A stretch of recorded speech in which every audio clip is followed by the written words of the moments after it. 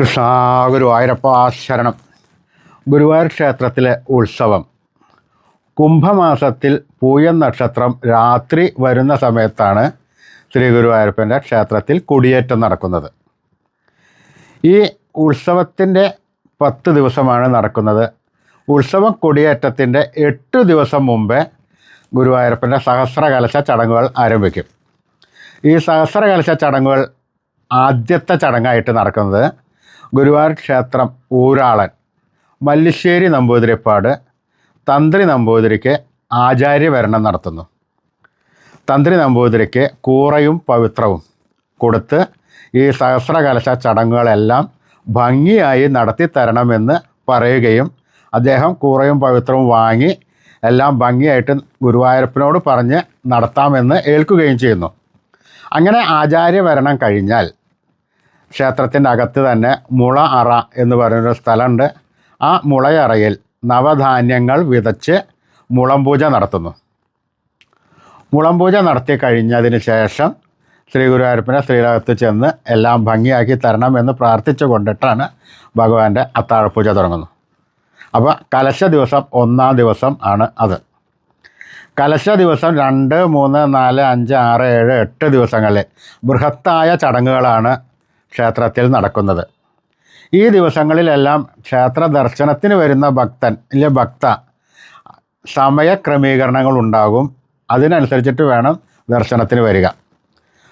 ക്ഷേത്രത്തിൽ ഏതെങ്കിലും തരത്തിലുള്ള അശുദ്ധി സംഭവിക്കുകയോ മോഷണം നിലയ്ക്കുള്ള അപ്പോൾ ചോരശാന്തി, നായശാന്തി, ശാന്തി, അത്ഭുത ശാന്തി എന്നീ ക്രിയകളെല്ലാം ഹോമത്തോടു കൂടിയിട്ടാണ് നടക്കുന്നത്. ഗുരുവായൂർ ക്ഷേത്രത്തിൽ ഏതെങ്കിലും തരത്തിലുള്ള അശുദ്ധി വന്നിട്ടുണ്ടെങ്കിൽ അതിനെല്ലാം പ്രായശ്ചിത്തം എന്നുള്ള നിലയ്ക്കാണ് ഇത് നടക്കുന്നത്. ഏതെങ്കിലും തരത്തിലുള്ള കളവുകളെല്ലാം നടന്നിട്ടുണ്ടോ എന്നുള്ളതിനെ പറ്റിയിട്ട് അതിനു വേണ്ടിയിട്ടാണ് പ്രായശ്ചിത്തമായിട്ടാണ് ചോരശാന്തി, നായശാന്തി നടക്കുന്നത്. ഏറ്റവും പ്രധാനപ്പെട്ട ചടങ്ങ് 8-ാം ദിവസം സഹസ്രകലശ ചടങ്ങാണ് നടക്കുന്നത്. 1008 കുടങ്ങൾ ഉണ്ടാകും. അതിൽ 25 കുടം സ്വർണവും ബാക്കിയെല്ലാം വെള്ളിക്കുടങ്ങളുമാണ്. അത് രാവിലെ 5 മണിയോട് കൂടിയിട്ട് കലശത്തിൻ്റെ ചടങ്ങുകൾ ആരംഭിക്കുകയും ക്ഷേത്രത്തിലെ കീഴ്ശാന്തി നമ്പൂതിരിമാർ കൂത്തമ്പലത്തിൽ നിന്ന് വരിയായിട്ട് നിന്ന് ശ്രീകോവിലേക്ക് കുടങ്ങൾ എഴുന്നള്ളിക്കുകയും ചെയ്യുന്നു. ഇത് തന്ത്രി നമ്പൂതിരിപ്പാടാണ് ചെയ്യുന്നത്. ഈ സമയത്ത് ക്ഷേത്രത്തിൻ്റെ ഊരാളൻ മല്ലിശ്ശേരി നമ്പൂതിരിപ്പാടും അഡ്മിനിസ്ട്രേറ്റർ, ഭരണകർത്താക്കൾ, പാരമ്പര്യ ജീവനക്കാർ എല്ലാവരും ഉണ്ടാകുന്നു. ഈ സമയത്ത് ക്ഷേത്രത്തിനകത്തേക്ക് ഭക്തന്മാർക്ക് പ്രവേശനമില്ല. എങ്കിലും പുറമെ വലിയ ബലിക്കല്ലിൻ്റെ അവിടെ നിന്നിട്ട് ദർശനം നടത്താവുന്നതാണ്. അങ്ങനെ ഈ സമയങ്ങളിൽ കലശക്കാലത്ത് ചെറിയ കുട്ടികളെ, അതായത് 5 വയസ്സിന് താഴെയുള്ള കുട്ടികൾക്ക് ക്ഷേത്രത്തിനകത്തേക്ക് പ്രവേശനം ഉണ്ടാകുന്നതല്ല. എല്ലാവരും നല്ല പോലെ ശ്രദ്ധിച്ച് ഭയഭക്തി ബഹുമാനത്തോടു കൂടിയിട്ട് വേണം ദർശനം നടത്തുവാൻ. ഏതെങ്കിലും തരത്തിലുള്ള അശുദ്ധികൾ സംഭവിക്കുകയാണെങ്കിൽ ഇത് മുഴുവൻ വീണ്ടും ആവർത്തനം നടത്തേണ്ടി വരും. അതുകൊണ്ട് നല്ല പോലെ ഭക്തന്മാർ ശ്രദ്ധിച്ചിട്ട് വേണം ക്ഷേത്ര ദർശനം നടത്തുവാൻ. സഹസ്രകലശ ചടങ്ങ് ഏകദേശം ഒരു 11 മണിയോട് കൂടിയിട്ടാണ് അവസാനത്തെ ബ്രഹ്മകലശം അഭിഷേകം ചെയ്യുക. ഇതിൻ്റെ എല്ലാം തീർത്ഥപ്രസാദം പുറമേ തീർത്ഥവും ചന്ദനവും കൊടുക്കുന്നത് എല്ലാവർക്കും കിട്ടുന്നതാണ്. കലശം അതോടുകൂടി കഴിഞ്ഞു കഴിഞ്ഞാൽ പിറ്റേ ദിവസമാണ് ശ്രീ ഗുരുവായൂരപ്പൻ്റെ ഉത്സവം ആരംഭിക്കുന്നത്. അപ്പോഴേക്കും കുംഭമാസത്തിൽ പൂയം നക്ഷത്രം രാത്രി വരുന്ന ദിവസമാണ്. ഈ ഉത്സവത്തിൻ്റെ ആദ്യത്തെ ചടങ്ങ് എന്താണെന്ന് വെച്ചാൽ രാവിലെ ആനയില്ലാ ശിവേലിയാണ്. ആനയില്ലാ ശിവേലിക്ക് പിന്നിൽ ഒരു ഐതിഹ്യമുണ്ട്. പണ്ടുകാലത്ത് ഗുരുവായൂരപ്പന് ആനകളില്ലാതിരുന്നൊരു കാലം. പുറമേ നിന്ന് ആനകളെ വരുത്തുകയാണ് ചെയ്യാറ്. അക്കുറിയും അമ്പലത്തിലേക്ക് എഴുന്നള്ളിപ്പിനായിട്ട് ആനയെ തൃക്കണാമതിലകം എന്ന് പറയുന്ന അമ്പലം കമ്മിറ്റിക്കാരെ ഏൽപ്പിച്ചതാണ്. പക്ഷേ എന്തുകൊണ്ടോ ആ സമയത്ത് ആനയെ പറഞ്ഞയക്കാൻ അവർക്ക് പറ്റാതെ വരികയും അന്ന് ആനയില്ലാ ശിവേലി രാവിലെ നടക്കുകയും ചെയ്യുന്നു. അപ്പോൾ എല്ലാ ഭാരവാഹികൾക്കും ഭയങ്കര വിഷമമായി. ഭഗവാന്റെ ഉത്സവം ആനയില്ലാതെ നടക്കുകയോ എന്ന് പ്രാർത്ഥിച്ചിരിക്കുകയാണ്. അപ്പോൾ ഏകദേശം ഒരു ആ തൃക്കണാമതിലകം അമ്പലത്തിലെ എഴുന്നള്ളിപ്പിന് നെറ്റിപ്പട്ടവും കുടമണികളും എല്ലാം അലങ്കരിച്ച് ആനയെ നിർത്തിയിട്ടുണ്ടായിരുന്നു. അവിടെ നിന്നും ആന ഗുരുവായൂരിലേക്ക് ഓടി വരികയും ഗുരുവായൂരപ്പൻ്റെ ഉത്സവത്തിന് ഭംഗിയായിട്ട് നടത്താനുള്ള ഒരു സംവിധാനം ഒരുക്കുകയും ചെയ്തു. അപ്പോൾ അതിൻ്റെ ഓർമ്മയ്ക്കായിട്ടാണ് ഗുരുവായൂർ ക്ഷേത്രത്തിലെ ആനയോട്ടം എന്നുള്ള ചടങ്ങ് ഇപ്പോഴും നടക്കുന്നുണ്ട്. ഉച്ചയ്ക്ക് 3 മണിക്ക് നാഴികമണി 3 അടിക്കുമ്പോൾ ആനകൾക്ക് കെട്ടുവാനുള്ള മണികൾ ക്ഷേത്രത്തിലെ ആനയുടെ ഒരു ചുമതലയുള്ള മാതയംപാട്ട് എന്ന് പറയുന്ന കാരണവർ ആനക്കാർക്ക് എടുത്തു കൊടുക്കുകയും ഈ കുടമണികളുമായി ആനക്കാർ മഞ്ചുളാൽ തറയിലേക്ക് അണിനിരന്ന് നിൽക്കുന്ന ആനയുടെ അടുത്തേക്ക് ഓടുകയും അവിടെ ചെന്ന് അണിനിരന്ന ആനയുടെ കഴുത്തിൽ കെട്ടുകയും ആന അവിടെ നിന്ന് ഓടുകയും ചെയ്യുന്നു. ഈ സമയത്ത് മാരാർ ശംഖ് വിളിക്കും. ആന ഓടാൻ തയ്യാറാവുന്നതോടുകൂടിയിട്ട് അവിടെ നിന്ന് ആന ഓടി ഗുരുവായൂർ അമ്പലത്തിൽ വന്ന് കൊടിമരം തൊടുന്ന ആനയെ വിജയിയായി പ്രഖ്യാപിക്കുകയും ശ്രീ ഗുരുവായൂരപ്പൻ്റെ ഈ 10 ദിവസത്തെ എഴുന്നള്ളിപ്പിനും ആ ആനയാണ് ഭഗവാന്റെ തങ്കത്തിടമ്പ് എഴുന്നള്ളിക്കുന്നത്. അപ്പോൾ അത്രയ്ക്കും രാജോചിതമായ ഒരു വരവേൽപ്പും മറ്റതുമാണ് ആ 10 ദിവസവും ആനയ്ക്ക് കൊടുക്കുന്നത്. ഭഗവാൻ തിരഞ്ഞെടുത്ത ആനയാണ്. അങ്ങനെ ക്ഷേത്രത്തിനുള്ളിൽ വന്ന് കൊടിമരം തൊടുമ്പോൾ 7 പ്രദക്ഷിണം വയ്ക്കും ആന. ബാക്കിയുള്ള ആന മുഴുവൻ ആ ഗോപുരം വരെ എത്തി ഗോപുരത്തിൽ നിന്ന് പുറത്തു പോവുകയും പിന്നെ ആനയ്ക്ക് വിഭവസമൃദ്ധമായ ഒരു ആനയൂട്ട് നടക്കുകയും ചെയ്യുന്നു. ഈ ആന അന്നത്തെ ദിവസം മുതൽ ക്ഷേത്രത്തിനകത്ത് പ്രത്യേകം കെട്ടി നിർത്തിയ ഒരു സ്ഥലത്താണ് ആനയ്ക്ക് ഊണും ഉറക്കവും എല്ലാം അവിടെ തന്നെ, കുളിപ്പിക്കൽ അവിടെ തന്നെ. ആ ആനയ്ക്കുള്ള തീറ്റ പട്ട മറ്റുള്ള ആനകൾ ഈ ആനയ്ക്ക് കൊണ്ടുവന്ന് കൊടുക്കുന്നു. ആ ആനയെ കാണാൻ ഭക്തന്മാർ ധാരാളം വരുന്നു. ആ ആനയ്ക്ക് പഴങ്ങളായിട്ടും ശർക്കരയായിട്ടും എല്ലാം ഭക്തന്മാർ കൊണ്ടു കൊടുക്കുന്നു. അന്നേ ദിവസം രാത്രി ദീപാരാധനയ്ക്ക് ശേഷമാണ് ഉത്സവത്തിൻ്റെ ചടങ്ങുകൾ ആരംഭിക്കുന്നത്. അപ്പോഴും ക്ഷേത്രം ഊരാളൻ മല്ലിശ്ശേരി നമ്പൂതിരിപ്പാട്, തന്ത്രി നമ്പൂതിരിപ്പാട് ആചാര്യവരണം നടത്തുന്നു. ആചാര്യവരണം നടത്തിയതിന് ശേഷം ആ മുളയറെ നവധാന്യങ്ങൾ വിതച്ച് മുള പുഷ്പിപ്പിക്കുന്നു. ഇത് എല്ലാ ദിവസവും രാവിലെയും വൈകുന്നേരവും ഈ മുളം പൂജ ഉണ്ട്. അതിനുശേഷം ഭഗവാന്റെ അകത്ത് പോയി കൊടിപൂജ, ഗരുഡനെ ഇതിലേക്ക് ഭഗവാന്റെ സാന്നിധ്യം ഈ കൊടിയിലേക്ക് ആവാഹിച്ച് തന്ത്രി നമ്പൂതിരിപ്പാട് കൊടിയേറ്റം നടത്തുന്നു. അത് സുമാർ ഒരു 9 മണി 9:30 മണി ഒക്കെ ആകും. കുംഭമാസത്തിലെ പൂയ നക്ഷത്രമാണ് അന്നത്തെ ദിവസം. അതിനുശേഷം അത്താഴപൂജയും, അത്താഴപൂജയ്ക്ക് ശേഷം കൊടിപ്പുറത്ത് വിളക്ക് എന്നാണ് പറയുക. ആദ്യത്തെ 1-ാം ദിവസത്തെ വിളക്കിന് കൊടിപ്പുറത്ത് വിളക്ക് എന്നാണ് പറയുക. പിന്നെ 2-ാം ദിവസം മുതൽ രാവിലെ ഭഗവാന്റെ 8 ദിക്കിലും അഷ്ടദിക്കുകളിലും ദിക്കുകൊടികൾ സ്ഥാപിക്കുക എന്ന് പറഞ്ഞൊരു ചടങ്ങുണ്ട്. അതിനുശേഷം ഗംഭീരമായ മേളത്തോട് കൂടിയിട്ടുള്ള എഴുന്നള്ളിപ്പ്. ഉച്ചയ്ക്കും ഇതേമാതിരി എഴുന്നള്ളിപ്പ്, രാത്രിയും ഇതേമാതിരി എഴുന്നള്ളിപ്പ്. 2-ാം ദിവസം രാവിലത്തെ ശ്രീഭൂതബലി സമയത്ത് ശ്രീ ഗുരുവായൂരപ്പൻ്റെ നാലമ്പലത്തിനകത്ത് സപ്തമാതൃക്കളുടെ അവിടെ തൂവുന്ന സമയത്ത് സ്വർണ്ണപ്പഴുക്കാമണ്ഡപത്തിൽ ഭഗവാനെ എഴുന്നള്ളിച്ച് വയ്ക്കും. രാജകീയമായ പ്രൗഢിയോടുകൂടി വിരാളിപ്പട്ട് വിരിച്ചിട്ടാണ് ഭഗവാന്റെ തങ്കത്തിടമ്പ് വയ്ക്കുന്നത്. ഈ ശ്രീഭൂതബലി തൂവുന്ന സമയത്ത് ഭക്തന്മാർക്കെല്ലാവർക്കും ദർശനം നടത്താവുന്നതാണ്. അത് ഒരു പ്രത്യേകതയാണ്. അത് ദർശനം നടത്തുക, ഭണ്ഡാരത്തിൽ പൈസ ഇടുക എന്നൊക്കെ പൂർവികർ പറഞ്ഞിട്ടുണ്ട്. ശ്രേഷ്ഠമായ സംഗതിയാണ്. അത് ഒരു 20 മിനിറ്റ് 25 മിനിറ്റേ ഉണ്ടാവുകയുള്ളൂ. ഒരു 10:30 മണി സമയത്താണ് നടക്കുന്നത്. ഈ സമയത്ത് ദർശനം നടത്തുവാൻ ഭക്തജനങ്ങളെല്ലാവരും ശ്രദ്ധിക്കേണ്ടതാണ്. പിന്നെ ആനപ്പുറത്ത് ഭഗവാൻ പുറത്തേക്ക് എഴുന്നള്ളുകയും ശ്രീഭൂതബലി മുഴുവനായതിനു ശേഷം തിരിച്ചെഴുന്നള്ളുകയും ഭഗവാന്റെ ഉച്ചപൂജ ആരംഭിക്കുകയും ചെയ്യുന്നു.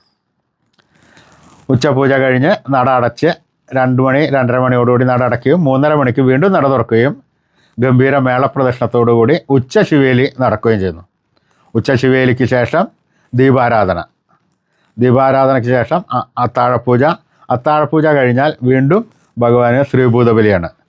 ഈ ശ്രീഭൂതബലിയുടെ 4-ാമത്തെ പ്രദക്ഷിണ സമയത്ത് പുറത്ത് വടക്കേ നടക്കിൽ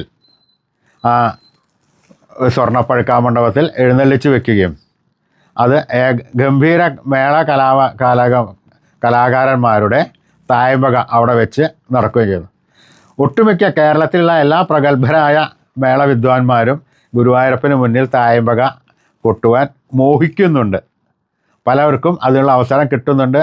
ഈ പരിമിതമായ സമയവും ദിവസവും ഉള്ളതുകൊണ്ട് എല്ലാവർക്കും പങ്കെടുക്കുവാൻ പറ്റുകയുമില്ല.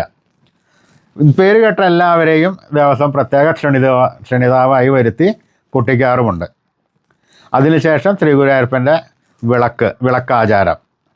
വിളക്കാചാരത്തിന് ശേഷം ശ്രീ ഗുരുവായൂരപ്പൻ അകത്തേക്ക് എഴുന്നള്ളുകയും ചെയ്യുന്നു. ഉത്സവകാലത്തുള്ള ചെറിയൊരു പ്രത്യേകത എന്താണെന്ന് വെച്ചാൽ ചുറ്റുവിളക്ക് കഴിഞ്ഞതിന് ശേഷം തൃപ്പുക എന്ന് പറയുന്ന ചടങ്ങ് ഇല്ല. ബാക്കി എല്ലാ ദിവസവും തൃപ്പുകയുണ്ട്. ഗുരുവായൂരപ്പനെ സംബന്ധിച്ച് പറയുകയാണെങ്കിൽ ഉത്സവം ഒരൊറ്റ ദിവസമാണ്, നമുക്കാണ് 10 ദിവസം. ഈ 10 ദിവസം ഉത്സവത്തിനും മേൽപ്പത്തൂർ ഓഡിറ്റോറിയത്തിൽ ഗംഭീരമായ കലാപരിപാടികൾ ഉണ്ടാവുന്നതാണ്. ഒട്ടുമിക്ക പേരുകേട്ട പ്രശസ്തരായ കലാകാരന്മാർ വന്ന് പങ്കെടുക്കുന്നതാണ്. ഇതേമാതിരി തന്നെ അന്നദാനം ഹാളിലെ കഞ്ഞിയും പുഴുക്കും വിതരണമുണ്ട്. ഗുരുവായൂർ ക്ഷേത്രത്തിൽ ദർശനം നടത്തുന്ന ഏതൊരു ഭക്തനും ദേവസ്വം കഞ്ഞിയും പുഴുക്കും കൊടുക്കുന്നുണ്ട്. എത്ര പേര് വന്നാലും അവർക്കെല്ലാം കഞ്ഞിയും പുഴുക്കും കഴിക്കാവുന്നതാണ്. അങ്ങനെ ഗുരുവായൂർ ഉത്സവത്തിന് വന്നാൽ മനസ്സും നിറയും വയറും നിറയും. അതാണ് ഗുരുവായൂരപ്പൻ്റെ പ്രത്യേകത. ഇങ്ങനെ ഈ ദിക്കുകൊടി സ്ഥാപിക്കൽ ഒഴികെ ബാക്കിയുള്ള എല്ലാ ചടങ്ങുകളും 7-ാം ദിവസം വരെ ഉണ്ട്. 8-ാം ദിവസം ഉത്സവത്തിന് പ്രത്യേകത എന്താണെന്ന് വെച്ചിട്ടുണ്ടെങ്കിൽ അന്ന് ഉത്സവ ബലി നടക്കുന്നതാണ്. മറ്റുള്ള പല ക്ഷേത്രങ്ങളിലും ഉത്സവ ബലി 2, 3, 4 ഉണ്ടാകാറുണ്ട്. പക്ഷേ ഗുരുവായൂർ ക്ഷേത്രത്തിൽ ഉത്സവ ബലി ഒരേ ഒരു ദിവസം മാത്രമേ ഉള്ളൂ. രാവിലത്തെ ആ ശിവേലി 8 മണി 8:30 മണിയോടുകൂടി കഴിയുകയും ക്ഷേത്രത്തിനകത്ത് പന്തീരടി പൂജ കഴിഞ്ഞ് ഉത്സവ ബലി ആരംഭിക്കുന്നു. ഏകദേശം ഒരു 9 മണിക്ക് ഉത്സവ ബലി ആരംഭിക്കും. തന്ത്രി നമ്പൂതിരിപ്പാടാണ് നടത്തുന്നത്. ഭഗവാന്റെ പരിവാര ദേവതകൾക്കും ഭൂതഗണങ്ങൾക്കുമെല്ലാം വിസ്തരിച്ചിട്ടുള്ള ബലി കൊടുക്കലാണ് ഈ ഉത്സവ ബലി. ചുരുക്കി പറഞ്ഞാൽ ഇത് മണിക്കൂറുകളോളം നീണ്ടു നിൽക്കും. 9 മണിക്ക് തുടങ്ങി കഴിഞ്ഞിട്ടുണ്ടെങ്കിൽ ഒരു 3:30 മണി 4 മണി വരെ നീണ്ടു നിൽക്കുന്ന ബൃഹത്തായ ചടങ്ങാണ്. ഈ ഉത്സവ ബലിക്ക് പങ്കെടുക്കുന്ന തന്ത്രി നമ്പൂതിരിപ്പാട്, കീഴ്ശാന്തി നമ്പൂതിരി, മാരാര്, വിളക്ക് പിടിക്കുന്ന ഭാര്യമാർ, എല്ലാവരും ഒരു തരി വെള്ളം കുടിക്കില്ല അന്നത്തെ ദിവസം. ഈ ചടങ്ങ് കഴിയുന്നത് വരെ ശുദ്ധ ഉപവാസത്തിലാണ്. പലർക്കും വയ്യായ ഉണ്ടെങ്കിൽ കൂടി ഭഗവാൻ അതെല്ലാം മാറ്റി കൊടുക്കും. അവർക്ക് ആ സമയത്ത് ഒരു ക്ഷീണം വരാറില്ല, കേൾക്കാറില്ല എന്നാണ് അവരെല്ലാവരും പറയാറ്. നേരെ മറിച്ച് ഇത് കഴിഞ്ഞ് പുറത്തേക്ക് അങ്ങോട്ട് ഇറങ്ങുമ്പോൾ ഇവരിലുള്ള ആ ശക്തി മുഴുവൻ അങ്ങോട്ട് ക്ഷയിച്ച് അങ്ങോട്ട് പോകും. ഇതിന് ഉത്തമ ഉദാഹരണം തന്നെ ഞാൻ തന്നെ വേണമെങ്കിൽ പറയാം. ഈ ദിവസങ്ങളിൽ എനിക്ക് ഭഗവാന്റെ തങ്കത്തിടമ്പ് എഴുന്നള്ളിക്കാനുള്ള ഒരു അവസരം ഉണ്ടായിരുന്നു. ഒന്നും കഴിച്ചായിരുന്നില്ല. ഭഗവാനെ എടുത്തെഴുന്നള്ളിക്കുമ്പോൾ യാതൊരു തരത്തിലുള്ള ക്ഷീണവുമില്ല. ഈ ഭഗവാനെ എഴുന്നള്ളിപ്പ് കഴിഞ്ഞ് 4 മണിയോടുകൂടി ശ്രീകലകത്തേക്ക് എത്തിച്ച് കഴിഞ്ഞ് ആ അമ്പലത്തിൽ നിന്ന് ഞാൻ തച്ചുകൊടുത്തതും അഴിക്കാതെ എന്നെ പുറത്തേക്ക് വന്നു. ഭഗവതി ക്ഷേത്രം അങ്ങോട്ട് കഴിയണതോട് കൂടിയിട്ട് എനിക്ക് ആകെ അങ്ങോട്ട് ക്ഷീണമായി. കണ്ണിലൊക്കെ ഒരു ഇരുട്ട് അടിച്ച് കയറി. എന്താണ് ചെയ്യേണ്ടതെന്ന് നിശ്ചയില്ല. അങ്ങനെ ഞാൻ തൊട്ടടുത്ത് തന്നെയാണ് എൻ്റെ ഇല്ലം. എങ്ങനെയോ ഇല്ലത്തെ എത്തി അവിടെ കിടന്നു. ഒരു അരമണിക്കൂർ കഴിഞ്ഞിട്ട് നാരങ്ങ വെള്ളമൊക്കെ കുടിച്ചിട്ടാണ് എനിക്ക് അന്ന് നേരെയത്. അപ്പോൾ ഭഗവാൻ നമ്മുടെ കയ്യിലുണ്ടെങ്കിൽ, ഭഗവാൻ നമ്മുടെ അടുത്തുണ്ടെങ്കിൽ, ഭഗവാന്റെ സാമീപ്യം നമുക്കറിയാമെന്നുണ്ടെങ്കിൽ നമുക്ക് യാതൊരു തരത്തിലുള്ള ക്ഷീണമോ വിഷമങ്ങളോ ഉണ്ടാവില്ല. അപ്പോൾ ആ ഉത്സവ ബലി കഴിഞ്ഞ് കഴിഞ്ഞാൽ രാത്രി ഇതേമാതിരി വടക്കേ നടക്കിൽ സ്വർണ്ണപ്പഴുക്കാ മണ്ഡപത്തിൽ വെച്ച് ഗംഭീര തായമ്പക 3-4 തായമ്പകളുണ്ടാവും. എല്ലാ ദിവസങ്ങളിലും ഉണ്ടാവും കേട്ടോ. ഈ 8-ാം വിളക്കിൻ്റെ അന്നത്തോട് കൂടിയിട്ട് സ്വർണ്ണപ്പഴുക്കാ മണ്ഡപം എഴുന്നള്ളിച്ച് വെക്കൽ ഈ സമയത്തുള്ളത് കഴിഞ്ഞു. പിന്നെ 9-ാം ദിവസം ആണ് ഉള്ളത്. 9-ാം ദിവസം രാവിലെ ഭഗവാന് പള്ളിവേട്ടയാണ്. പള്ളിവേട്ട ദിവസം രാവിലെ കാഴ്ച ശിവേലി, അത് കഴിഞ്ഞാൽ ഉച്ചപൂജ കഴിഞ്ഞ് നട അടച്ചു കഴിഞ്ഞ് വൈകുന്നേരം ഭക്തജനങ്ങൾക്ക് നാലമ്പലത്തിനകത്തേക്ക് പ്രവേശനമില്ല. ഭഗവാൻ പള്ളിനായാട്ടിനായിട്ട് പുറത്തേക്ക് ഇറങ്ങുന്നു. ഓദിക്കന്മാർ ബലി തൂവി പുറത്തേക്ക് വരികയും ആ കൊടിമരത്തിൻ്റെ അടുത്ത് സ്വർണ്ണപ്പഴുക്കാ മണ്ഡപം എഴുന്നള്ളിച്ച് വെച്ചിട്ടുണ്ട്. അത് അലങ്കരിച്ച് വെച്ചിട്ടുണ്ട്. നെറ്റിപ്പട്ടം, വെഞ്ചാമരം, മാലവട്ടം എന്നിവയെല്ലാം വെച്ച് വീരാളിപ്പട്ട് വിരിച്ചിട്ട് ഭഗവാൻ അവിടെ എഴുന്നള്ളിച്ച് വെക്കുന്നു. ഈ ദിവസം ശ്രീ ഗുരുവായൂരപ്പൻ്റെ ദീപാരാധന ക്ഷേത്രത്തിൻ്റെ പുറത്ത് ഈ പഴുക്കാ മണ്ഡപത്തിലാണ്. കീഴ്ശാന്തി നമ്പൂതിരിമാർക്ക് കിട്ടുന്ന ഒരു അസുലഭ ഭാഗ്യമാണ് ശ്രീ ഗുരുവായൂരപ്പൻ്റെ ദീപാരാധന നടത്തുക എന്നുള്ളത്. ബാക്കി എല്ലാ ദിവസവും ഗുരുവായൂരപ്പൻ്റെ മേശാന്തിയാണ് ദീപാരാധന നടത്തുക. ഈ ദിവസം പള്ളിവേട്ട ദിവസവും മാറാട്ടും ദിവസവും മാത്രമാണ് ഗുരുവായൂരപ്പൻ്റെ കീഴ്ശാന്തിക്കാർക്ക് ദീപാരാധന നടത്തുവാനുള്ളൊരു അവസരം. അപ്പോൾ ആ ദീപാരാധന ഭംഗിയായിട്ട് അവർ നടത്തുകയും അതിനുശേഷം ഭഗവാൻ പുറത്തേക്ക് എഴുന്നള്ളുകയും മേളപ്രദക്ഷിണത്തോടുകൂടി ഭക്തജനങ്ങളെല്ലാവരും നിറപറ ചൊരിഞ്ഞ് ഭഗവാനെ എതിരേൽക്കുന്നു. കുളപ്രദക്ഷിണമായിട്ട് ക്ഷേത്രത്തിനകത്തേക്ക് എത്തുകയും അവിടെ വെച്ച് പള്ളി നായാട്ട് നടത്തി 9 പ്രദക്ഷിണം ആനയോട്ടമുണ്ട്. ആ 9ാമത്തെ പ്രദക്ഷിണത്തോടു കൂടി പ്രതീകാത്മകമായി ഒരു പന്നിയെ വലിയൊരു തണ്ടിൽ കെട്ടി കൊണ്ടുപോകുന്നു. അങ്ങനെ ഭഗവാൻ പള്ളി നായാട്ട് നടത്തി എന്ന് പറയുന്നു. ഇന്നേ ദിവസം ഭക്തജനങ്ങൾക്ക് പക്ഷി മൃഗാദികളുടെ വേഷം കെട്ടി ഭഗവാന്റെ ഒപ്പം ഓടുവാനുള്ള ഒരു അവസരം കൂടിയുണ്ട്. പല ഭക്തന്മാരും പല തരത്തിലുള്ള അസുഖങ്ങൾക്കും മറ്റതും വേണ്ടി പ്രാർത്ഥനയായിട്ടാണ് ശ്രീ ഗുരുവായൂരപ്പൻ്റെ പക്ഷി മൃഗാദികളുടെ വേഷം കെട്ടി പന്നി നായാട്ടിൽ പങ്കെടുക്കുന്നത്. അങ്ങനെ പലർക്കും അതിൽ പങ്കെടുത്തതിന് ശേഷം പലതരത്തിലുള്ള അസുഖങ്ങൾ മാറിയിട്ടുണ്ടെന്ന് പലരും പറയുന്നുണ്ട്. അപ്പോൾ അങ്ങനെ നമുക്ക് വല്ലതും ഉണ്ടെങ്കിൽ, തീരാതെ വല്ല വ്യാധികളോ മറ്റതൊക്കെ ഉണ്ടെങ്കിൽ ഇതിൽ പങ്കെടുത്ത് പന്നിയുടെയോ പക്ഷിയുടെയോ മൃഗങ്ങളുടെ ഏതെങ്കിലും വേഷം കെട്ടി ഭഗവാനോടൊപ്പം ഓടുക. നിങ്ങളുടെ അസുഖങ്ങളെല്ലാം ഭഗവാൻ മാറ്റിത്തരും. അങ്ങനെ ഭഗവാൻ പള്ളി നായാട്ട് കഴിഞ്ഞ് ക്ഷേത്രത്തിനകത്തേക്ക് എത്തിക്കഴിഞ്ഞാൽ ഭഗവാന് ക്ഷീണിതനായി അന്നത്തെ ദിവസം മുഖമണ്ഡപത്തിലാണ് ഭഗവാന്റെ ഉറക്കം. മുഖമണ്ഡപത്തിൽ ശയ്യാപത്മം വിരിച്ച് ഭഗവാന് ആ സ്വർണത്തിൻ്റെ ഒരു കട്ടിലാണ്, വെൽവെറ്റിൻ്റെ ഒരു മെത്തുണ്ട്, തലയണുണ്ട്, വെഞ്ചാമരം മാലവട്ടമൊക്കെ അവിടെ ഉണ്ട്. പിന്നെ ഭഗവാൻ ആ സ്വർണ്ണക്കട്ടിലിൻ്റെ ചുറ്റോറും നമ്മൾ ഈ ഉത്സവത്തിൻ്റെ അന്ന് ആദ്യത്തെ ദിവസം നവധാന്യങ്ങൾ മുളപ്പിച്ചു എന്ന് പറഞ്ഞിട്ടുണ്ടല്ലോ, അതൊരു കാട് മാതിരി അത് പടർന്ന് പന്തലിച്ചുണ്ടാവും. ആ മുളയാണ് ഭഗവാന്റെ സ്വർണ്ണ മെത്തയുടെ ചുറ്റും വയ്ക്കുക. അപ്പോൾ ഒരു കാടിൻ്റെ പ്രതീതിയാണ് ഭഗവാന്. അന്നത്തെ ദിവസം കാട്ടിൽ കിടന്നുറങ്ങണു ഭഗവാൻ ക്ഷീണിതനായി എന്നാണ് പറയുന്നത്. ഇതിന് ആ സമയത്ത് പരിചാരകന്മാർ തൊട്ടടുത്ത് കാവലുണ്ടാവണം. അന്നത്തെ ദിവസം ക്ഷേത്ര നാഴികമണി അടിക്കില്ല. ഭഗവാനെ ഉറക്കത്തിന് വിഘ്നം വരരുത് എന്നുള്ള നിലയ്ക്കാണ് അടിക്കാത്തത്. പിറ്റേ ദിവസം രാവിലെ ഈ പറഞ്ഞ മാതിരി സാധാരണ മാതിരിയുള്ള നിർമ്മാല്യ ദർശനം ഉണ്ടാവില്ല. ഈ ഭഗവാനെ വിളിച്ചുണർത്തി പശുക്കിടാവാണ് ശ്രീ ഗുരുവായൂരപ്പനെ അന്ന് പള്ളി ഉണർത്തുന്നത്. അതിന് തലേ ദിവസം തന്നെ ഒരു പശുക്കുട്ടിയെ തയ്യാറാക്കി വെച്ചിട്ടുണ്ടാവും. ആ പശുക്കിടാവിൻ്റെ കരച്ചിൽ കേട്ടിട്ട് ഭഗവാൻ ഉണരുന്നു. ഭഗവാൻ ഉണർന്നു കഴിഞ്ഞ് ഭഗവാന്റെ നിത്യനിദാന ചടങ്ങുകൾ. അന്ന് പല പ്രത്യേകതകളുമുണ്ട് ഭഗവാന്. അന്ന് പഞ്ചലോഹത്തിടമ്പാണ് അവിടെ ഉണ്ടാവുക. ആ പഞ്ചലോഹത്തിടമ്പിനാണ് ഭഗവാന്റെ എണ്ണാഭിഷേകം, വാഗാഭിഷേകം, തേന്, നെയ്യ്, പാല് എന്ന് വേണ്ട ഇത്യാദി അമൂല്യമായ സാധനങ്ങൾ. ചാന്തുണ്ട് അഭിഷേകം ഉണ്ടാവും. പിന്നെ ദശപുഷ്പമാല ചാർത്തും. ഇതെല്ലാം കഴിഞ്ഞാൽ കരുവാട്ട് പട്ടേരി എന്ന് പറയുന്ന ഒരു ആചാര്യൻ ഭഗവാനെ പുരാണം പാരായണം ചെയ്ത് കേൾപ്പിക്കുകയും ഭഗവാന്റെ മലർനിവേദ്യം അവിടെ നടത്തുകയും അതിനുശേഷമാണ് ഭഗവാൻ ശ്രീകോവിലിനുള്ളിലേക്ക് എഴുന്നള്ളുന്നത്. ഇതേ സമയം തന്നെ മൂലവിഗ്രഹത്തിൽ ഈ ചടങ്ങുകളെല്ലാം നടക്കുന്നുണ്ട്. ആ ചടങ്ങുകളെല്ലാം കഴിഞ്ഞ് ഏകദേശം സുമാർ ഒരു 5:30 മണി 6 മണിയോട് കൂടിയിട്ടേ ഭക്തജനങ്ങൾക്ക് അന്ന് ദർശനം ഉണ്ടാവുള്ളൂ. ആ രാവിലത്തെ ശിവേലി അന്നത്തെ ദിവസം ഇല്ല. പന്തീരടി പൂജ കഴിഞ്ഞ് കഴിഞ്ഞാൽ നട അടയ്ക്കും. പിന്നെ വൈകുന്നേരം ഭഗവാന്റെ ഗ്രാമബലി അതാണ് നടക്കുക. അപ്പോൾ ഭഗവാൻ ഒരു 4:30 മണിയോടുകൂടി അതിൻ്റെ ചടങ്ങുകളെല്ലാം നടക്കും. തന്ത്രി നമ്പൂതിരിപ്പാടാണ് നടത്തുന്നത്. ആ മൂലവിഗ്രഹത്തിൽ നിന്നുള്ള ചൈതന്യം പഞ്ചലോഹ വിഗ്രഹത്തിലേക്ക് ആവാഹിക്കുന്നു. ഒരേ ഒരു ദിവസം മാത്രമേ ഈ പഞ്ചലോഹ വിഗ്രഹം എടുക്കുള്ളൂ എഴുന്നള്ളിപ്പിന്. ബാക്കിയുള്ള ദിവസങ്ങളിലൊക്കെ സ്വർണത്തിൻ്റെ തിടമ്പാണ് എഴുന്നേൽക്കുക. ഈ പഞ്ചലോഹ തിടമ്പിലേക്ക് ചൈതന്യം മുഴുവൻ ആവാഹിച്ച് അത് എഴുന്നള്ളിച്ച് ഒരു പ്രദക്ഷിണം വെച്ച് ആ സമയത്ത് നമ്മൾ 2-ാം ദിവസം രാവിലെ കുടിയേറ്റത്തിൻ്റെ ദിക്കുകുടികളെല്ലാം സ്ഥാപിച്ചിട്ടുണ്ടാവും. അതിൽ നിന്നുള്ള ചൈതന്യം മുഴുവൻ ഈ പഞ്ചലോഹ വിഗ്രഹത്തിലേക്ക് ഉദ്വസിക്കുകയും അതിന് പ്രദക്ഷിണമായിട്ട് വന്ന് ആദ്യം കാണുന്ന ബലിക്കല്ലിൽ തൂവുകയും അതിനുശേഷം വലിയ ബലിക്കലിൻ്റെ അപ്പുറത്ത് സ്വർണ്ണ പഴുക്കാമണ്ഡപം എഴുന്നള്ളിച്ച് വെച്ചിട്ടുണ്ടാവും. അത് മുഴുവൻ അലങ്കരിച്ചിട്ടുണ്ടാവും. നെറ്റിപ്പട്ടം, വെഞ്ചാമര, ആലവട്ടം എല്ലാം വെച്ചിട്ടുണ്ടാവും. അതിൽ വീരാളിപ്പട്ട് വിരിച്ച് ഭഗവാനെ എഴുന്നള്ളിച്ച് വയ്ക്കുന്നു. പിന്നെ 6 മണിയോടുകൂടി ഭഗവാന്റെ ദീപാരാധനയാണ്. അന്നും കീഴ്ശാന്തി നമ്പൂതിരിയാണ് ദീപാരാധന നടത്തുന്നത്. അതും അദ്ദേഹത്തിന് കിട്ടുന്നൊരു ഭാഗ്യമാണ്. ശരിക്കും ഭഗവാൻ തന്നെ അദ്ദേഹത്തിൻ്റെ കയ്യിലാണ്.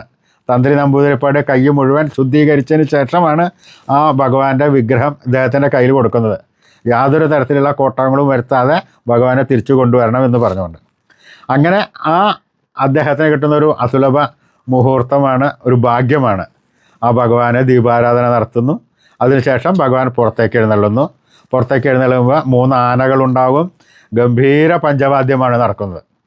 ഈ പഞ്ചവാദ്യം നടക്കുന്ന ഭഗവാൻ വരുന്ന സമയത്ത് നിറപറയും നിലവിളക്കും വെച്ച് ദേശവാസികളെല്ലാവരും, പുറമേ നിന്നുള്ള ഭക്തന്മാരും എല്ലാവരും വന്ന് ഭഗവാനെ ദർശിച്ച് ഭഗവാന്റെ അനുഗ്രഹം നേടുന്നു. അങ്ങനെ കുളപ്രദക്ഷിണമായിട്ട് വന്ന് കുളത്തിൻ്റെ വടക്കു വശത്ത് എത്തിക്കഴിഞ്ഞാൽ ഒരു പ്രത്യേക ചടങ്ങുണ്ട്. പഞ്ചവാദ്യം അവസാനിക്കുന്നു, മേളം തുടങ്ങുന്നു. മേളം തുടങ്ങിക്കഴിഞ്ഞ് 2 അടി മുമ്പിലേക്ക് വന്ന് ഏകദേശം ഇപ്പോൾ നിങ്ങൾക്ക് പറഞ്ഞാൽ മനസ്സിലാകാൻ വേണ്ടിയിട്ട് അവിടെ വടക്കേ നടക്കേ കുളത്തിൻ്റെ അടുത്തൊരു കരിങ്കല്ല് അത്താണിയുണ്ട്.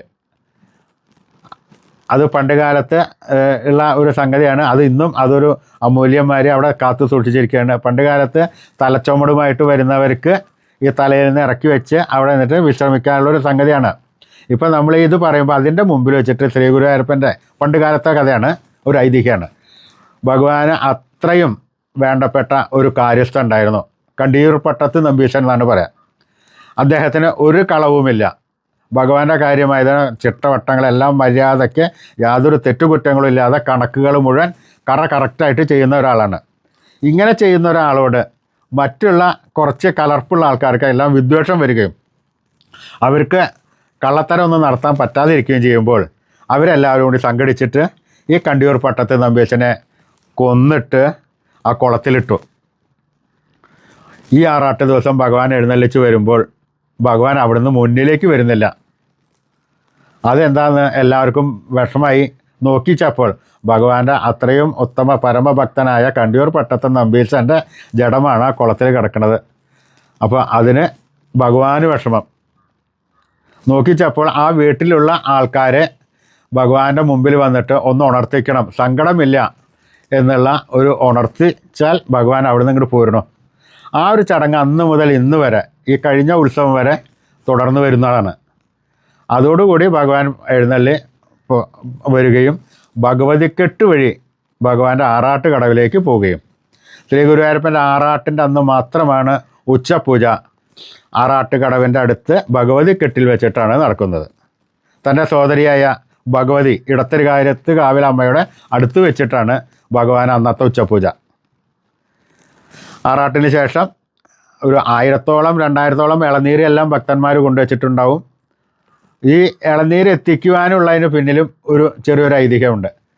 ഭഗവാൻ പണ്ട് കാലത്ത് മല്ലിശ്ശേരി നമ്പൂതിരിപ്പാട് ഈ പൊന്നാനിയ ഭാഗത്ത്, സ്ഥലം കറക്റ്റ് എനിക്കറിയില്ല, ആ ഭാഗത്ത് ഒരു ദഹനം ഏൽക്കുകയും ഗുരുവായൂർ ക്ഷേത്രത്തിലെ കീഴ്ശാന്തിമാരെ അങ്ങോട്ട് പറഞ്ഞയക്കുകയും, അപ്പോൾ ഇവിടെയും വിശേഷമുണ്ട് അവിടെയും വിശേഷമുണ്ട്, അപ്പോൾ എന്താ ചെയ്യേണ്ടതെന്ന് നിശ്ചയമില്ലാണ്ടായി. എന്നാലും പോവാ എന്ന് പറഞ്ഞിട്ട് 2-3 ആൾക്കാർ പോവുകയും അവിടെ ചെന്നപ്പോഴാണ് അറിയണത് അവർ പറഞ്ഞതിൽ കൂടുതൽ വിഭവ സാധനങ്ങളെല്ലാം ഉണ്ടാക്കണം. അപ്പോൾ അവിടെ ചെന്ന കീഴ്ശാന്തി നമ്പൂതിരിമാരെല്ലാവരും പറഞ്ഞു, എൻ്റെ ഭഗവാനെ എങ്ങനെയാണ് ഇങ്ങനെ മുഴുവൻ ഉണ്ടാക്കാൻ പറ്റില്ലല്ലോ നമുക്ക്. പിന്നെ വരാമെന്ന് പറഞ്ഞ ഒരു തിരുമേനി വയ്യാതെ വരികയും ചെയ്തിട്ടില്ല. അപ്പോൾ ഇവരെല്ലാവരും പ്രാർത്ഥന കേട്ടിട്ടായിരിക്കാം ആ വരാം എന്നേറ്റ തിരുമേനി അവിടെ വരികയും നിമിഷങ്ങൾക്കുള്ളിൽ എല്ലാം തയ്യാറാക്കുകയും എല്ലാവരും കൂടി തയ്യാറാക്കുകയും അദ്ദേഹം പെട്ടെന്ന് തിരിച്ചു പോരുകയും എനിക്ക് വേറൊരു സ്ഥലത്തേക്ക് പോകാനുണ്ട് എന്ന് പറഞ്ഞ് തിരിച്ചു പോരുകയും ചെയ്തു എന്നാണ് പറയുന്നത്. ആ തിരുമേനിയുടെ വേഷത്തിൽ ഭഗവാനാണ് വന്നത്.